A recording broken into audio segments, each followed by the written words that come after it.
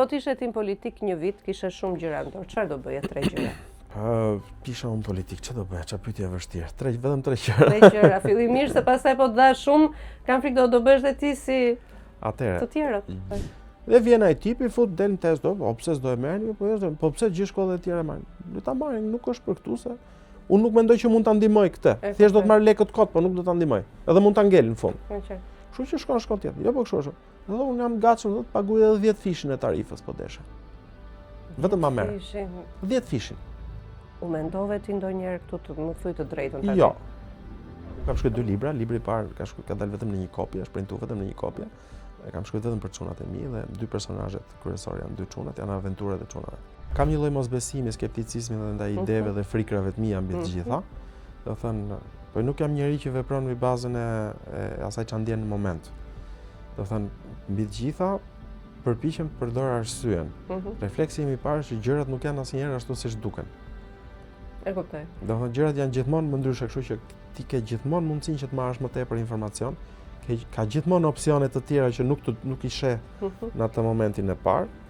Dhe patjetër duhet t'i eksplorosh gjitha. Kur t'i eksplorosh, po, pastaj murit me kokë nuk do t'i biesh. Nga një herë për shembull, e kam menduar këtë gjë në 2005 kur thash dorëheqjen nga këshilltari kryeministrit në atë kohë.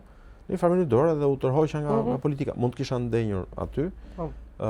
Kishte me sa mora vesh më vonë, kishte patur plane të tjera për mua, domethënë, por që natyrisht nuk është se më ishin nuk më interesonin ndaj shumë, sepse ishin plane përmbyllse, plane pensionin moshën 30 vjeç.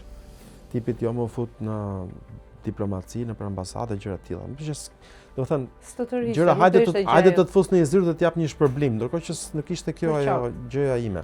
Trafiku i Tiranës të çmend, besoj se po.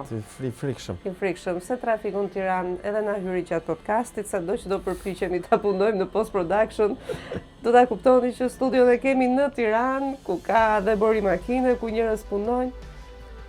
Zonë bukur Tiranës. Do qetësohet ndonjëherë mendon Tirana? Tirana është bërë e vështirë, po unë mendoj që zgjidhen gjëra. Zgjidhen. Po të kesh vullnet, zgjidhen. Edhe kështu siç janë prish me ndërtimet e me tjerat, gjithmonë kur do të zgjidhësh diçka e zgjidh. Për episodet e plota të Milori Podcast, subscribe në kanalin tim në YouTube Mirela Milori.